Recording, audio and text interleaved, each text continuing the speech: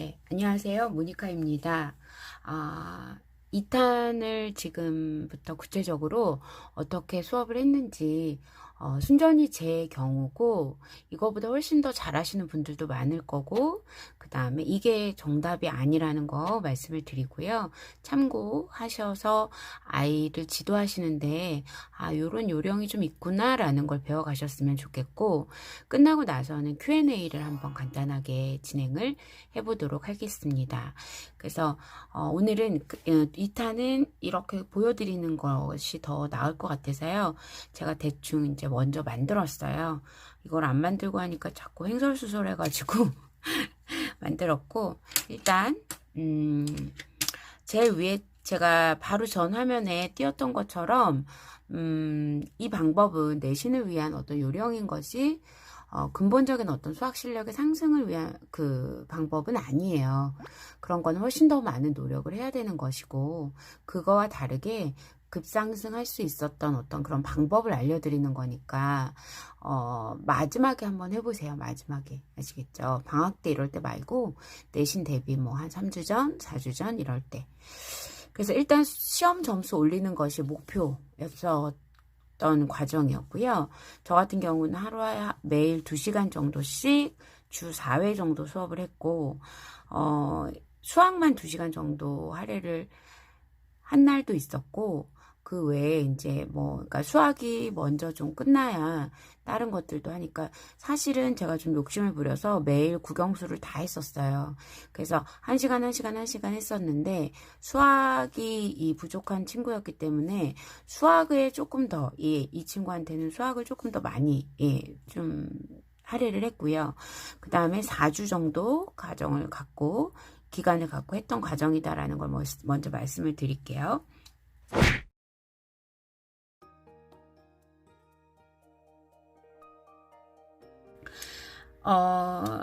준비물이라고 제가 적었는데, 제일 먼저 기본적으로, 기초, 여러분들이 이제 생각을 하셔야 될 게, 제가 이제 이렇게 해서 보여드릴게요. 기초 연산을, 먼저 체크를 하셔야 돼요. 기초 연산. 제 블로그에 연산을 자꾸 이렇게 틀리네요. 이런 거 좀 이따 Q&A에서 다 말씀을 제 생각을 드려볼게요. 근데 저는 이 친구가 처음 왔을 때, 연산이 빨리 안 된다는 걸 알았어요. 그러면 아무리 제가 잘 설명을 하더라도 기본 연산을 빨리 못하면 시간 내에 문제를 풀 수가 없고 오답률도 굉장히 높아지게 되잖아요. 그래서 제일 먼저 체크했던 게 이거예요. 기본 연산. 그래서 정말 웃기지만 중2한테 더하기 그냥 문제를 내요. 18 더하기 32는 이런 거. 18 더하기 7은 이런 거. 그러니까 큰 수를 더 빨리 암산해야 될 일은 거의 없잖아요. 그러니까 빨리 8 더하기 7 같은 게 빨리 되는지 요런 것들을 물어봤고요. 빼기 또한 빨리 되는지를 봤는데 제가 그랬잖아요. 1학년 내내 수학 공부를 안 했던 친구였어요. 그러니까 수학에 대한 어떤 그런 머리가 굳어 있을 수 있잖아요. 빼기를 빨리 못 하더라고요. 그래서 제가 정말 초딩 아이들한테 가르치는 것처럼 15 빼기 7을 어떻게 하니 물어보고 15 빼기 7을 한참 이렇게 생각을 해요. 그래서 그렇게 하지 말고 예전에도 제가 설명드린 적 있죠. 10을 빌려오잖아. 10에서 7을 빼 3 더하기 5를 해. 그래서 8이라고 바로 적자. 이런 식으로 설명을 계속했어요. 그래서 그랬더니 얘 입에서 뭐라고 나오냐면 이러는 거예요. 그러니까 그 정도 아이를 가지고 제가 진행을 했었어요. 처음에. 그러니까 얘가 이걸 못하는 게 아니라 잊어버린 거예요. 그러니까 빨리 계산이 그러니까 공부하는 그 뇌에 만약에 길이 있다면 하도 안 해가지고 이 길이 다 흙으로 덮인 거예요. 그래서 그 흙으로 덮인 그 길들을 제가 이렇게 청소를 해준 그런 느낌 있죠. 빗자루를 가지고 흙을 쓸어준 기분? 그래서 길을 이렇게 하나씩 내갔던 그런 기분이었어요. 그래서 정말로 더하기 빼기, 그 다음에 구구단 있죠. 자, 구구단 꼭 체크를 해보세요. 모른다니까요. 내 자식이 구구단 빨리 안 나올 수도 있어요, 어머니들. 네. 그래서 7, 8 이러면 56이 딱 나와야 되고, 4, 9, 36이 딱 나와야 되고, 근데 이거 빨리빨리 안 나왔었다니까요. 그래서 계속 물어봤어요, 그냥. 예. 너랑 나랑 끝까지 한번 해보자 이러고 계속 물어봐서 될 때까지 네 계속 물어봤었고요. 그 다음에 문제는 중1 때 왜 정수의 덧셈과 뺄셈이 나오잖아요. 그러니까 예를 들어서 뭐 플러스 5가 있었고 빼기 9야. 이거 어떻게 계산해? 그랬더니 막 어렵게 계산을 하더라고요. 그래서 그냥 제 식대로 그냥 가르쳤어요. 저는 5 빼기 9잖아요, 사실은. 그런데 이게 만약에 이제 어떤 연산을 할 때, 항상 부호, 이 앞에 있는 부호는 이 뒤에 있는 숫자 거야. 끊어. 그래서 요 사이에 더하기가 생략되어 있다고 생각해. 그래서 내가 5 빼기 9지만 플러스 5 빼기 9 뭐 이런 식으로 되어 있으면, 이거 둘 중에서 큰 수에서 작은 수, 서로 부호가 다를 때는 큰 수에서 작은 수를 빼고 큰 거에 부호를 붙이는 거야. 이렇게 얘기했을 때 이게 처음에 그냥 이렇게 얘기를 하면 아이들이 잘 몰라요. 그러니까 처음에는 그냥 수직선으로 5가 있었어. 여기 네가 5에서 여기가 5인데 마이너스 방향으로 9만큼 갔다라고 생각하라고 이렇게. 예. 그러면 여기 5칸 왔지. 4칸 더 가야 되지. 이러면서 마이너스 4야. 이런 식으로 먼저 이 수직선을 가지고 정확하게 설명을 하고 그 다음에 뭐 마이너스 3 빼기 5 뭐 이렇게 돼 있다. 더하기 5 이렇게 돼 있다. 그러면 이 부호는 얘 거야. 끊어. 그렇게.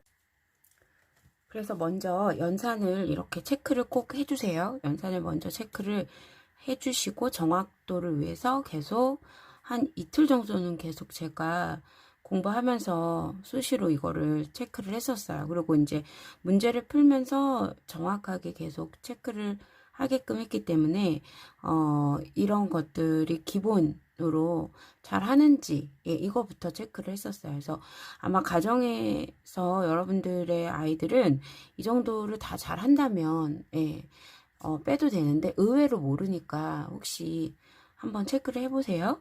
그리고 이항을 하면 부호가 바뀐다라는 거 제가 첫 번째 영상에서 설명드렸던 방법으로 설명을 했고 그 다음에 분수는 나누기를 곱하기로 바꿔서 역수로 바꿔서 계산을 한다라는 것과 그 다음에 통분을 해야 될 때는 최소 공배수를 이용한다라는 설명을 하면서 가장 기본적인 어떤 기초 연산을 전부 다 중학교에서 필요한 것들을 먼저 체크를 해봤어요. 그리고 얘가 이것을 알고 있나 모르고 있나를 체크를 했던 그런 경우가 먼저 필요하고 그 다음에 이제 제가 여기 교라고 써놨는데 뭘까요, 여러분? 교과서예요. 네. 그러니까 일단 학교 내시는 교과서라는 말 많이 하잖아요. 그러니까 일단 교과서가 가장 쉽고요. 그리고 교과서도 안 돼 있는 아이한테 문제집을 할 수는 없었어요. 그래서 교과서를 갖고 오라고 했고 그 교과서를 갖고 와서 책 읽듯이 같이 이렇게 읽으라고 했어요. 처음에 그 부분을 읽으면서 뭐 예시, 뭐 앞에 막 설명 이런 것들 기본적인 설명들을 읽어주고 그래서 첫 번째 만약에 예를 들어서 교과서에서 기본 개념 한 개를 설명을 해요. 만약에 이제 제가 화면으로 보여드릴 건데 이번에 시험 범위 중에 함수에 대한 것이 있었어요. 근데 함수의 정의부터 시험에 나오거든요. 한글로 왜 뭐 이것이 함수다 아니다. 이렇게 나오거든요. 그리고 함수인지 아닌지 1차 함수인지 아닌지 이런 식으로 함수의 개념부터 물어보고 그 다음에 그것에서 더 나아가서 1차 함수인지 아닌지 그걸 물어봤었어요. 그래서 예를 들어서 제가 함수 설명을 나중에 이제 고등학교 가면 이렇게 설명을 많이 하게 되는데 미팅을 한다. 개념을 설명할 때 미팅을 해. 여기가 여기 그 아이의 이름이 만약에 0이었어요. 그리고 친구 같이 공부하는 애 이름이 뭐 순이었어요. 니네 둘이서 미팅을 했어. 근데 그럼 여자 쪽이 나왔겠고 남자 쪽이 나왔겠지 이러면서 근데 네가 좋아하는 남자 있다. 걔 남자 좋아하는 남자 있다며 그 남자의 이름이 만약에 철수였어요. 그리고 얘는 뭐 순돌이었어요. 이런 이름밖에 생각이 안 나네. 그런데 어떨 때 함수이냐면 영희가 철수를 딱 선택을 했어. 그러면 영희가 철수를 선택했으니까 영희가 철수를 선택한 그 상황과 그 다음에 영희가 만약에 철수를 선택했는데 순이는 순돌이를 선택했어. 그러면 영희에 대해서 철수 하나, 순이에 대해서 순돌이 하나 이렇게 해서 이 앞에 있는 요거를 우리가 뭐 나중에 이제 정의역이라는 말은 아직 중학교에서는 안 배우니까 만약에 이게 x값이라고 생각해, 이게 y값이라고 생각해봐. 그러면 x값 하나에 y값이 하나씩만 대응이 되지, 이런 거는 함수야. 그런데 만약에 영희가 철수를 선택했어, 순이가 철수를 선택했어. 그러면 이건 함수일까 아닐까? 이렇게 물어봐요. 그럼 아이들이 대부분 함수 아니에요 뭐 이렇게 얘기를 해요. 근데 이것도 함수야 라고 얘기를 하죠. 왜? 영희에 대해서 철수 하나 있잖아. 순위에 대해서도 철수 하나 있잖아. 하나만 있으면 돼. x값에 대해서 y값이 하나만 존재하면 이거는 뭐야? 함수야. 이렇게 얘기를 하죠. 근데 만약에 이렇게 되는 경우가 있어요. 영희가 있고 순위가 있는데, 자, y값이 철수하고 순돌이가 있었잖아. 근데 니네 둘이 한 남자를 찜하는 거야. 무슨 말이냐면 한 남자를 찜한 거는, 그러니까 이거는 함수야 라고 얘기하고, 영희가 만약에 철수를 좋아했어. 근데 이 영희라는 애가, 이게 실제 걔 이름을 부르면서 제가 했기 때문에 애들이 막 웃었어요. 영희라는 애가 철수라는 애도 좋고 순돌이라는 애도 좋은 거야. 그러면 얘들아, 영희가 철수도 선택하고 순돌이도 선택했잖아. 그러면 x는 하나인데 y가 몇 개야? 2개지. 이런 건 함수가 아니야 라고 얘기를 했어요. 그러니까 애들한테 먼저 정확하게 개념을, 이렇게 영희가 철수를 선택하고 순이가 철수를 선택해도는 되는데, 영희가 철수를 선택하고 영희가 또 순돌이를 선택하는 건 안 돼. 즉, 한 개의 x값에 대해서 한 개의 y값만 가지는 거, 1대1로 대응하는 거, 요것만 지금 중학교 개념에서는 요거를 함수라고 얘기를 한단다라고 정확하게 얘기를 해줬어요. 그러면 이 개념에 대한 문제들이 되게 많아요. 뭐 예를 들어 뭐 5를 3으로 나눈 나머지가 함수냐 아니냐부터 시작해가지고, 그럼 그거에 대한 이제 그 문제들을 하나를 먼저 정확하게 풀어줘요. 그래서 하나를 정확하게 먼저 풀어준 다음에, 이게 개념 설명을 이렇게 하고 하나를 정확하게 풀어준 다음에, 그러니까 개념 설명을, 문제집에 있는 개념이나 그 교과서에 있는 개념은 텍스트로 돼 있잖아요. 근데 그걸 되도록이면 그림이나 막 이렇게 아이들 상황에 맞춰서 아이들이 좀 정확하게 인식할 수 있도록 설명을 한 다음에, 그 다음에 그 기본 개념 한 개에 대해서 한 문제만 패는 거예요. 이게 무슨 말이냐면, 한 문제를 제가 설명을 해줬어요. 그러면 그 뒤에 이제 문제집을 펴요. 문제집을 핀 다음에 그 문제, 제가 가르쳐줬던 이 문제와 똑같은 유형이 있는 것만 계속 풀게 해요, 저는. 그러니까 이거에 대한 호불호는 갈릴 수 있어요. 근데 저는 이 아이가 이 문제 하나를 정확하게 머릿속에 박히게 인식해야 된다는 그런 필요를 느꼈기 때문에, 왜냐면 아이한테 이거 알겠지? 이러고 또 다음 개념 설명했어. 이것도 알겠지? 하고 또 다음 개념 설명하고 이러면 아이 머릿속에 여러 개가 한꺼번에 들어가잖아요. 하루만 지나가면 다 잊어버려요. 그래서 한 번에 많이 가르치는 게 아니라 한 번에 한 개념을 정확하게 꽂히도록 여러 번 가르쳤어요. 그러니까 그거는 문제집에 있는 같은 유형의 문제만 계속 골라서 풀린 거예요. 그러니까 뭐 20페이지에 1번에 이 문제가 있었어요. 그러면 23페이지에도 1번에 이 문제가 똑같이 있어요. 뒤로 가면 뭐 실전 모의고사에 또 이 문제가 또 있어요. 그러면 그 문제만 계속 풀리는 거예요. 그래서 이 같은 유형만 골라서 풀리게 되는 거죠. 그리고 나서 이게 완벽하게 됐어. 그러면 끝을 내요. 그리고 다음 개념으로 넘어가요.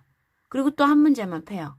그리고 아이한테 또 문제집에서 제가 체크를 해줘요. 이거 풀어봐. 그런데 이제 풀었어요. 아이 혼자 풀었어요. 그러니까 이거는 선생님과, 이쪽은 선생님과 같이 하는 거고, 이쪽의 오른쪽은 아이 혼자 하는 거예요. 근데 만약에 틀렸죠. 틀렸으면 그 문제에 대한 개념을 다시 돌아가요. 그럼 제가 또 다시 설명을 해요. 다른 예를 들어서.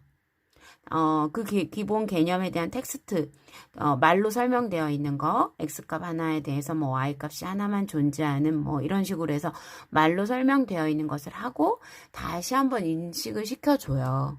다시 한번 인식을 시켜줘서 이럴 때는 함수고 이럴 때는 함수가 아니야 라고 정확하게 얘기를 해줘요.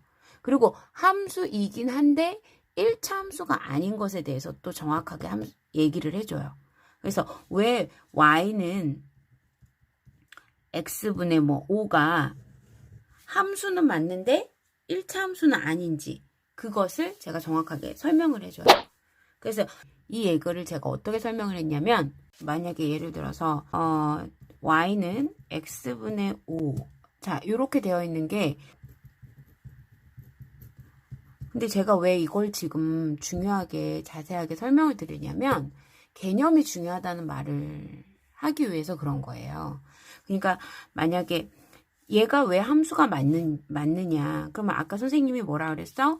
x값이 한 개에 대해서 y값이 한 개가 있으면 함수가 맞다 그랬지? 그럼 니네 여기다가 x에 1 대입해봐. 그럼 y는 5가 나오잖아. 그럼 x가 1일 때 y가 5네? 이렇게 알 수 있지. x가 2 대입해봐. 그러면 y가 2분의 5 나오잖아. 같니? 다르지. 다른 y값이 나오잖아. 그러면 괜찮은 거야. 내가 뭐 꼭 같은 y값이 나오더라도 어쨌든 x값 하나에 y값 하나가 있잖아. 그러니까 이거는 괜찮은 거야 라고 얘기를 해요. 그런데 왜 그럼 1차 함수는 아니에요? 라고 얘기를 해서 제가 어떻게 설명을 했냐면 y는 원래 1차 함수는 그 꼬라지는 y는 ax 플러스 b야 이렇게 얘기를 하죠.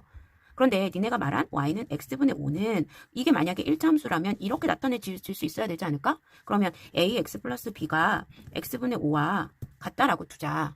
y는 y는이니까. 그치? 그러면 이거를 만약에 니네가 정리를 하면 이 x라는 분모에 있는 x를 없애기 위해서 양변에 x를 곱해봐봐. 그럼 얘는 없어지고 5가 되지만 여기에 ax 제곱이 되고 bx가 되지.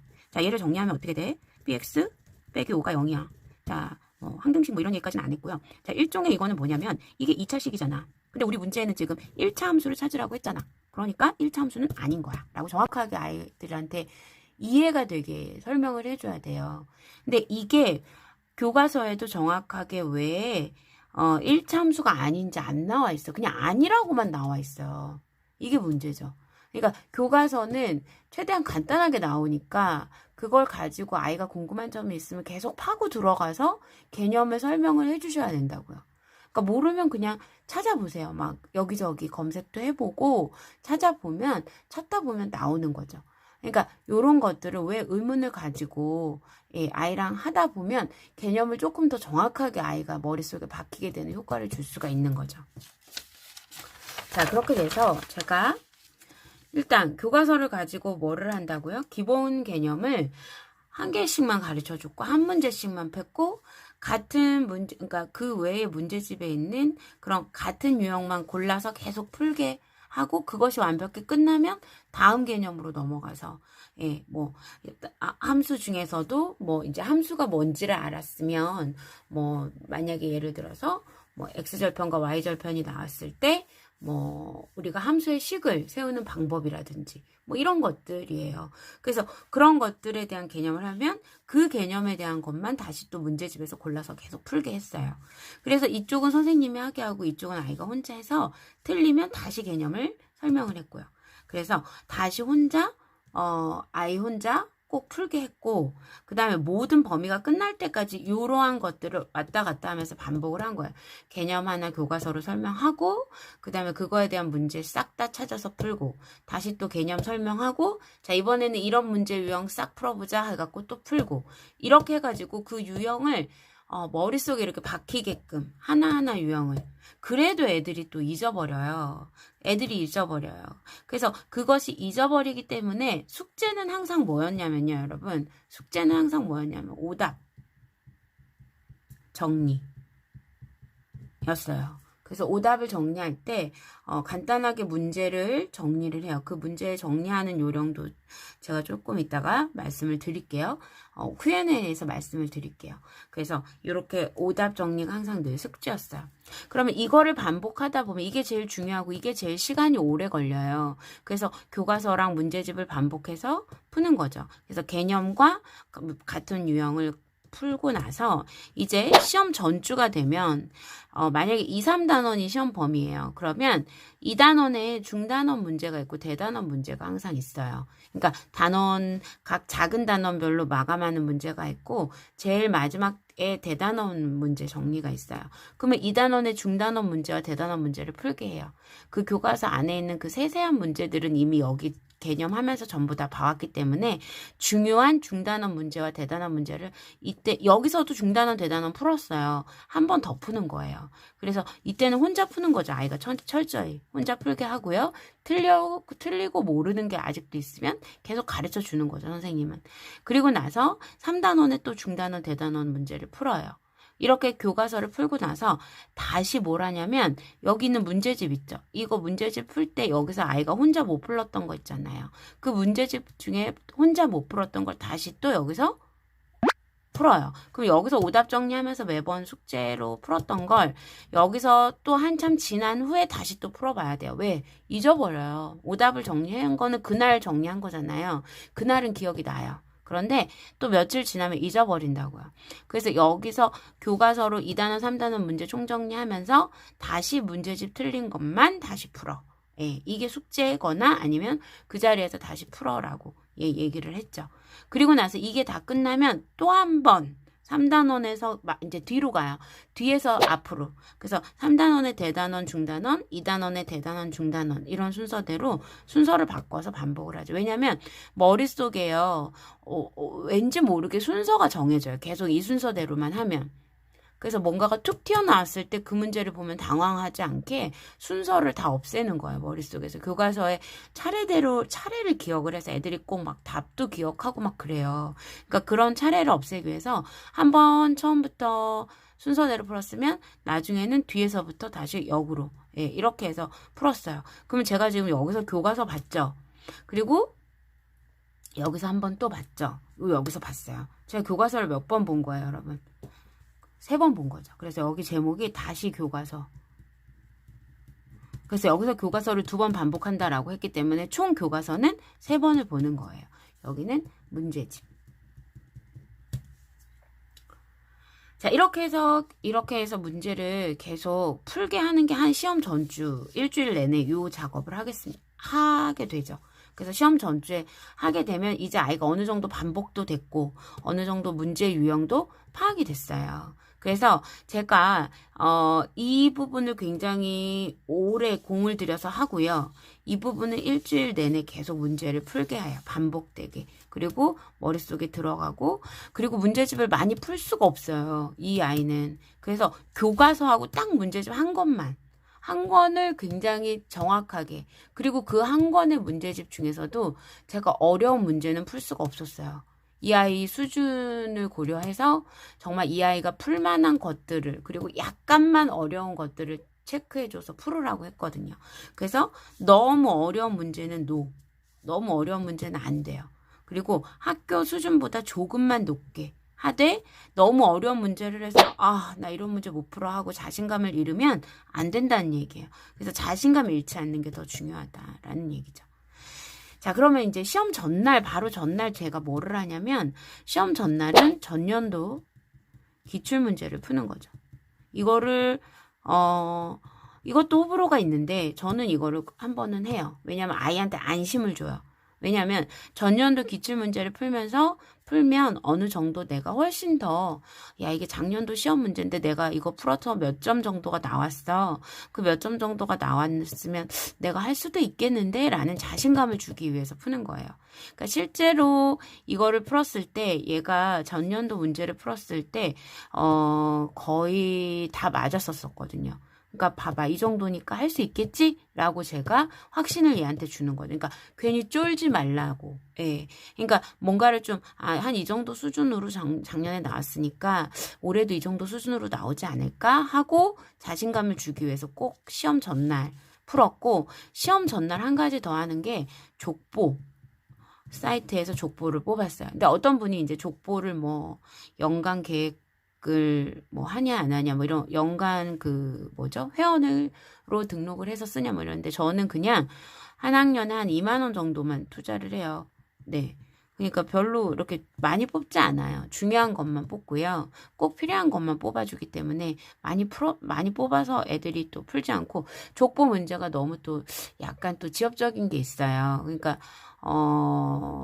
꼭 필요하다고 하면 아이가 막 시간이 많아서 막 풀 시간이 많다 그러면 뽑아주는데 저는 족보에서 꼭 찾아서 푸는 게 서술형 문제란이 따로 있거든요. 이것만 해요. 이거는 문제가 몇 개 되지 않아요. 한 10문제에서 15문제, 영어는 한 10문제 정도 되고 수학은 한 15문제 정도 돼요. 서술형만 연습을 시키는 거예요. 근데 이걸 꼭 마지막 날 해요, 제가.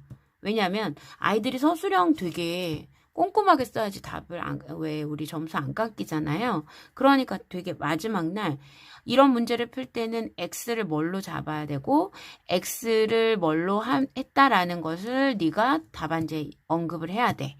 이렇게 얘기를 해주고, 그리고 나서 답을 쓴 다음에 답 뒤에 있는 뭐 제곱센치라든지 뭐 개라든지 뭐 이런 거 초등학교 때부터 강조했던 거 그런 것까지 꼼꼼하게 다 쓰라고 얘기를 하죠. 그래서 서술형을 한번 꼭 해주셔야지 된다라고 저는 생각을 해요. 그래서 저는 족보에서는 서술형만, 네, 다른 거 많이 풀 시간이 없었어요. 그래가지고, 자, 이런 식으로 별거 없죠, 여러분. 근데 제가 이제 이 아이가 정말 중1 내내 수학 공부를 안 했었잖아요. 그러니까 여러분들 혹시 댁에서 자녀가 뭐 4, 50점이 나온다 그러면 항상 이거부터 하시라고요. 기초 연산을 체크해 보세요. 아이한테. 그리고 이거 하면서 아이가 이거 못한다고 막 이렇게 뭐라고 뭐 이렇게 야 너 이런 것도 몰라 막 이렇게 막 놀라면서 하지 마시고 괜찮아 아 이거 몰랐어 이렇게 하는 거야 라고 그런 감정을 빼고 그냥 정확하게 알려만 주세요. 그러면 아이가 빨리빨리 그 뭐 완전 초등학생이 아니기 때문에 모르는 게 아니잖아요. 아이가 정말 이렇게 흙이 덮여 있는 거라니까요. 길을 내주는 거예요. 그래서 우리가 잊어버렸던 걸 다시 리와인드 시킨다라고 생각을 하고 이런 부분을 정확하게 먼저 체크를 하고 교과서 문제집 번갈아 가면서 개념 하나 같은 유형 또 개념 하나 같은 유형 하고 다시 교과서 중단어 문제 대단원 문제 풀고요. 틀린 거 문제집 한 번 더 풀고 틀린 것들을 한 번 더 쭉. 왜냐면 여기서 또 오답 항상 숙제로 내줬어요. 숙제 내주지만 다시 한번 문제집 전주에 한 번 더 풀어요. 왜냐면 그러니까 이게 너무 오래전에 이런 걸 하잖아요. 기억이 안 나요, 애들. 예, 다 잊어버려요. 그리고 3단원, 대단원, 3단원하고 2단원 이렇게 해서 한번 2, 3단원으로 갔으면 다시 3, 2단원으로 순서를 바꿔서 한번 반복을 해주는 거죠. 그리고 시험 바로 전날은 전년도 기출문제와 족보 딱 풀고 됐어, 너네 할 수 있어 이러고 아이들한테 용기를 주고 보내는 거죠. 그래서 너무 어려운 문제는 이 친구한테 풀릴 수 없었고 그런 게 아이한테 도움이 된다고 생각하지 않았어요. 그래서 제가 아까 누누이 말씀드렸다시피 일단 시험 점수 올리는 게 목표였기 때문에 이렇게 얘기를 했어요. 자, 그 다음에 그래서 다시 한번 이렇게 정리를 된 화면을 보여드릴게요. 기본 연산을 체크하고 교과서 읽고 문제집으로 기본 개념 한 개씩 정복하고 알 때까지 유형을 반복하고 그냥 교과서 문제를 2번 정도 더 풀고 한 문제도 빠짐없이 생각해보기라고 해가지고 뭐 밑에 읽어봐야 될 거 뭐 이런 것들도 다 꼼꼼히 체크해서 풀으라고 아이들한테 하고요. 그러면 교과서 문제는 어디서 뽑아요? 제가 이거 프린트 해줬어요, 여러분. 기출비 사이트에서 교과서로 검색을 해요. 교과서 뭐 비상 뭐 2학년 1학기 교과서 이렇게 검색하면 대부분 2019 연도에 뜨는 파일들은 다 2015 개정판 교과서가 많아요.